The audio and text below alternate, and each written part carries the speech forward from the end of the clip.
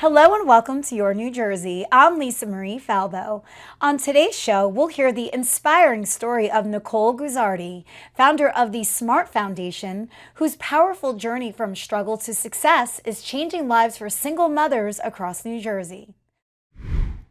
But first, we're joined by Nigel Furlonge, head of school at Montclair Kimberley Academy. As MKA celebrates its 50th anniversary, the school is also making a bold new chapter, from launching a cutting-edge inquiry and innovation center to advancing sustainability through a major solar initiative and more. Nigel, welcome to the show. Thank you. Thanks for having me. I love that we're doing so much about Montclair lately on Your New Jersey because it really is one of the most bustling towns in the Garden State, and you are at the heart of that. Thank you. Well, first of all, it is a fantastic town. We've been here for 4 years. I'm the 5th head of school at Montclair Kimberley Academy, and it's been fantastic. It really is. So talk about the legacy that MKA has in the greater Montclair community. Absolutely. So our school represents a joining of multiple schools. 50 years ago, however, Kimberley School and Montclair Academy joined together to form the school that we're currently in, Montclair Kimberley Academy. Over that time, our school has been engaged in all the systems, all the things that it takes to educate a child. And we've been a part of the Montclair ecosystem for obviously well over 100 years with Montclair Academy. But the most recent iteration of our school allows us to be the school, not just that Montclair and we need today, but with a vision for what a school can be and should be in the future.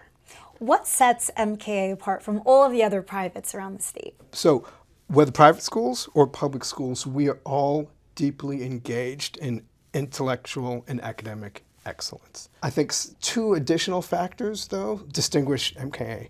First and foremost, our faculty believes and is dedicated to knowing our kids really well, being in what we call relationship with kids. What that means is the academic, the artistic, the athletic, the ethical leadership relationships that and models our faculty provide and present serve as the models for what we expect from our kids. And then I think the analogous component that makes MKA unique is that we have a real expectation that our kids both have a vision for and are able to think about what role they're going to play in the world once they leave MKA. So that sense of community, that sense of citizenship, that sense of what does it mean to be in empathy and relationship and think about how do I make the world a better place? That has really sort of characterized our school for the last 50 years. I know you want your MKA students to be thinking about the environment and giving back in those ways. Talk to us about your solar initiative at the school. What a lesson to teach these kids. Yeah. So that initiative, which it started a few years ago, it's resulted in 1,717 solar panels. Those arrays together allow us to produce just under, 1 million kilowatts, and we're able to save through energy transfers just under sort of 50,000 kilowatts. The main idea is that we are all responsible for environmental stewardship in whatever ways it's possible for us to be environmental stewards, whether that's through recycling, whether that's through thinking about food consumption, whether that's through energy use. At MKA, we do what we can in the moment we're in to try to just move forward in those respective spaces. So you're celebrating 50 years. How are you commemorating that? Yeah. So all the normal ways that one would think about, but one of the things that we really wanted to do, it's a little bit different from anything I've experienced before, was that we designed and created what we called Alumni Innovation Summit. And that summit was designed to basically, one, in celebrating 50 years of alumni at the school. Very notable alumni, by the way. I don't know who you can mention or not, but you have quite the list. It was an incredible group of people. And I think we had over 25 alumni, healthcare, technology, finance, some educators, all of who were sort of at that innovative edge, innovative line. And we brought them together. We put them in micro communities with students, with faculty, with parents, asked really basic and essential questions. What role does ethical learning and ethical leadership play in these respective spaces? These kinds of questions that we thought would be, one, useful for not only our students to listen into and tune into, but also there might be a benefit from the alumni themselves. They didn't know each other typically, right? Because it spans, there were some alum from class of 75 and alum from class of 2015. So they've never necessarily crossed paths, but it was really inspiring to give our community a sense of the possibles, how I describe it, how we describe it. I love that you're giving students that inside look to people that really were successful in all sectors of life that started where they are right now. How else do your students give back to the community? When I came into the community, it was sort of middle of COVID. And in COVID, how communities came together was obviously compromised. One of the things that I noted right away, is that sense of service is important to who we are, right? You serve your community, your school, you serve your larger community, and then similar to what we were talking about before in terms of that vision for who our kids want to be and need to be and the world we need to cultivate and create, those journeys take them far beyond Montclair, whether it's Guatemala or other spaces, which are those learning experiences are service learning in nature. And they'll learn even more doing that than in the classroom. Absolutely. In some ways. Absolutely. And, so educational institutions think of those opportunities as experiential in nature. And we understand that conjunction between hands-on the doing and minds-on the thinking is where sort of true learning and understanding unfold. How does MKA get to the heart of your students' passions and really feed into that to let them flourish? First of all, I love that question because it's actually a mission resonant question. We talked a bit about how the faculty knows the kids. What that signifies to me is that I'm paying attention to what you're passionate about. That ethic and that ethos extends from kindergarten all the way to 12th grade, right? So, for example, in May every year, all the seniors, once they're finished with the AP exams and all that stuff, there's usually a 2 to 3 week period called May term, where they explore individual projects of passion to them. A child learned how to fly a plane. Wow. A child said, you know what? I've never done anything like this. I'm going to train and run a marathon, right? So there are ways that those passions might unfold in terms of the experiences that they have or something that they want to learn much more about. Well, I asked that question because I look at how schools are. We just toured a school in Newark, the Donald Payne School of Tech, where they had a full-fledged TV studio. And I'm like, I wish I had that at my high school because the other subjects didn't really, I did what I had to do to pass, right? And to get into college.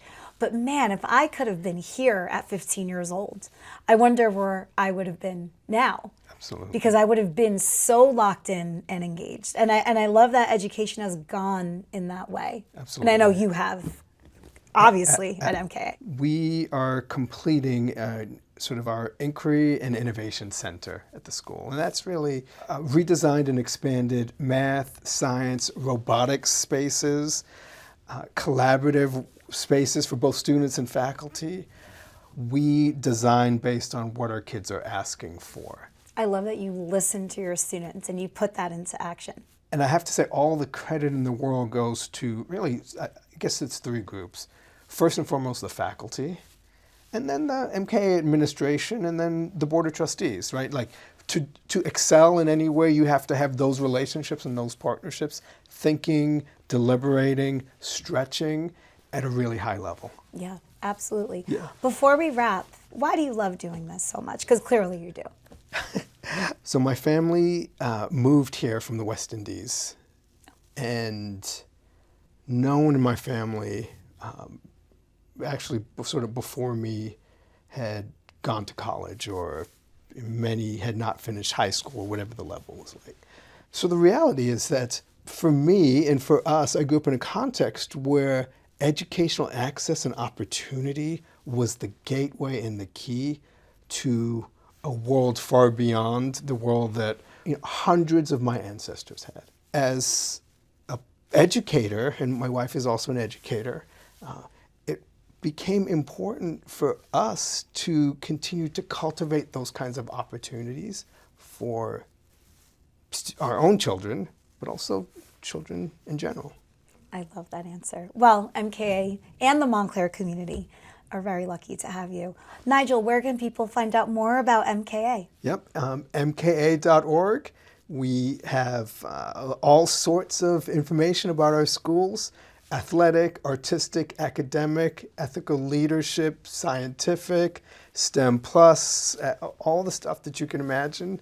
That space is a gateway to understanding who we are, what our values are. All right. Well, we're like 10 minutes away from your main school, right? Yes. Your high school. So we'll stop by and say hello one day. Absolutely. Thank you. All right. Thank you. Thank you.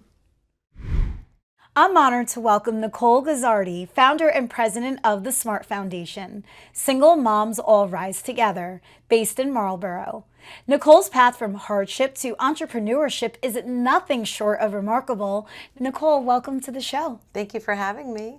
We met a couple months back at the Women Warriors event at Hatch 44 in Metuchen Yes, with our we dear did. friend Jennifer Capella. Yeah. And I immediately was drawn to your story. So I'm really you. happy you're here today. Thank you. I'm really excited to be here.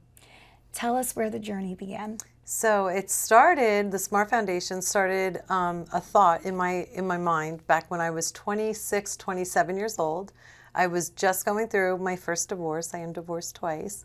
Just going through my first divorce, and while I was getting divorced, everybody else was getting married, starting to have kids. So I would just long for this community of women that just understood where I was coming from and what I was going through. My best friend, who's still my best friend, we're basically sisters. We've been best friends since we were 4. So we would talk. She was already a single mom. And we would just talk all the time, like, hey, wouldn't it be cool if we had this group of women that support each other, like driving, kids to and from school or to and from activities, or even just helping with babysitting, or just those things that, as a single parent, you unfortunately, get stuck doing alone at times. So we just talked about it. We even made up a name. We joked around. We said it was called MOM, which was the acronym Made of Money, because we were anything but, young, struggling, trying to really find ourselves. Like, honestly, I even joke around with my daughter today, like at 22, when I first had her, we raised each other, So here I am, 26, 27, just trying to figure out, like, being a single mom to 2 children. And we just always talked about, starting this group. And then as the years went on, I got remarried. I ended up getting divorced again at 40 and found myself back in the situation. And at this time, it was a lot different because now I had 3 children. 2 were a little older. My daughter, I think, was maybe 16 at the time. So my son was about 4, he was 11. And then I had my daughter, who was only 5, because now I had my 3rd child with my second husband. And back to being a single mom, and just this time it was, like I said, different. It was harder just because, times were changing, and at the time I didn't have, the help from my ex-husband, so I was really doing it alone. I mean, I had family, I had friends, but how much could we really ask them? And I just found myself like in probably one of the worst, if not the worst, positions I've ever been in. So I was on food stamps and public assistance, and just really, honestly, like the worst position. My house was repoed by was taken back by the house, by the bank. So my house was foreclosed on. My cars were repoed. I was really like in a whirlwind, and I didn't know what to do. I was doing all these odd end jobs. I at the time was working with my husband. We were doing roofing. And so finished up those jobs and tried to do whatever I could just to make money and just to, provide for my children. And then I ended up falling into a career because I had met now my long-term partner. So I met him and I didn't tell him anything that was going on. I just knew I was like in a mess. And I was like, honestly, the first thing I said to him was, life is a beautiful mess. Every day above ground is a blessing, but you may want to run now because it's, I'm like in the worst position of my life and I just don't want to bring anybody into it. And he's like, I'll take my chances. Well, fast forward, he was into investing properties. My house was being foreclosed on. And he's like, let me help you. I can do this. So I got into flipping houses with him. And I was like, I can do this. I can definitely do this. I started flipping houses, earning more money in, 1 week than I was used to making, months of like struggling. And at the time, then I started picking myself up and I was like, you know what? I'm going to start that mom group because now I'm in a position to give back. I'm in a position to help. I can show that there's a light at the end of the tunnel. So the Smart Foundation was born. That is one incredible story. Oh, yeah. And congratulations Thank on you. overcoming time and time again to get yeah. where you are in life today. Yeah, thank you. Thank you. So the Smart Foundation, how do you help single moms? So we do everything from really like resources. We do a lot of drives, like collecting and I'll get into the smart closets, but we really try to cater to the mom and to the child because, again, like me being a single mom, knowing that my children had to do without at times because, it's either am I buying this or am I buying that? Am I doing this or am I doing that? So we really try to provide resources. We provide essential needs for these moms. If it's education, if there's something like coats and food and backpacks we did for schools, food for the holidays, toys, toy drives. So, that's what we're doing now is really just being a resource for these single moms to rely on, to lean on. And what are the closets that you mentioned? So the smart closets, they are for all these children from underprivileged circumstances that they can go to in the schools that all have the essential products like deodorant, shampoo, conditioner, body wash, all those essential hygiene products that some of these kids unfortunately don't have easy access to. So we stock these closets in the schools and they can just turn to these closets and if they don't have it, that's where they get it. That is so beautiful. How many families do you think you've helped? Oh gosh, to date, I know that it's definitely, and we're only around for a year. February was just a year, and it's got to be at least a few thousand, at least, yeah. And in New Jersey, and New York? So we are in New Jersey, but we just opened up about December in New York, and we did our first initiative in New York. We actually donated a house to a single mom. So you're donating houses too? Well, one house. One house. Is that a donated. plan though, down the line? Of course. Anything we can do, we really, we try to do as much as we can. But if I can donate as many houses as I can, I would love to do that. How are you raising money to support your efforts? It's all, honestly, we're doing private funding because right now it's very hard, with grants because we are new. It's hard, just being a new foundation, like, you need to have like the income coming in and you need to have like the years and we don't have any of that. So right now it's all like in-kind donations, we're trying to get into that corporate space, trying to get grants, but it's tough, it's a new foundation. So right now we're just hitting the pavement and I joke around, I'm like, I think my friends and families avoid my phone calls. But we're getting there. I think this year being our second year around, I think we're gonna see a lot more corporate and a lot more grants. What inspires you to continue paying it forward? Because you dug yourself out of your hole twice, actually. So why go back to that space maybe, even now? So, it's important for me because I know what it felt like more than anybody, I knew what it felt like. And even though I had the help from family and I had the help from friends, it's still being in that position, and just being honestly in fear of how am I going to pay this bill or how am I going to get this or my daughter wants to join dance and how am I going to get her into dance? So all of those, like, you know, thoughts that you have, and just that, I guess, guilt kind of like, you know, not having the father around, not having it, you know, the white picket fence, the mom and the dad and the dog. Like, you know, for me, it means a lot because seeing these children's faces when you give them something that, you know, it's harder for them to get, is so rewarding that it makes you want to just keep doing it. You know, that give back is such a good feeling. And just to know that we're helping a mom that might be struggling to do something for her child, helping a child get something that they may not have that easy access to, it's just a very rewarding feeling, and it gives you like that oomph and that inspiration to just keep going. At the event that we did Yeah. back at Hatch with Jen, Yes. what were you doing there? So Jen invited me. She actually did raffles. So she had all the proceeds of the raffles come back to the Smart Foundation. Nice. So you're tied into a lot of those grassroots efforts? So honestly, Jen and I connected because I have a networking group as well. So Jen and I connected because we're in the same space and we just clicked. Like, you know, when you just have two energies that just get along. So her and I clicked, and you know, I know there's a couple of other groups that do it as well. Like if they have any type of, you know, fundraisers or any type of raffles, they'll give back. So I've had a couple do that. So Tell us about your networking group. So my networking group is called the Committee, GNO. It stands for Girls Networking Out. And ironically, when I started my new career, flipping houses, developing real estate, I had said to Billy, my boyfriend, I said, how am I going to get my name out there? Like, I'm starting over. Like, this is like 40 years old and starting again. Like, what do I do? And he's like, why don't you just go network? And I was like, I think I'm going to start my own networking group. Like, I want, not that I, honestly, in all transparency, I didn't know it was going to turn into what it has. But I said, maybe I'll just get some girls together. We can go meet out at a restaurant. That first meetup had over 50 women show up, and they wanted more of it. Like, they were like, let's do this every month. This is so much fun. And the committee was born, and it's been 6 years. I have a couple hundred members. We do, every month we meet up and in person. I have a couple of chapters going now, a couple in the works.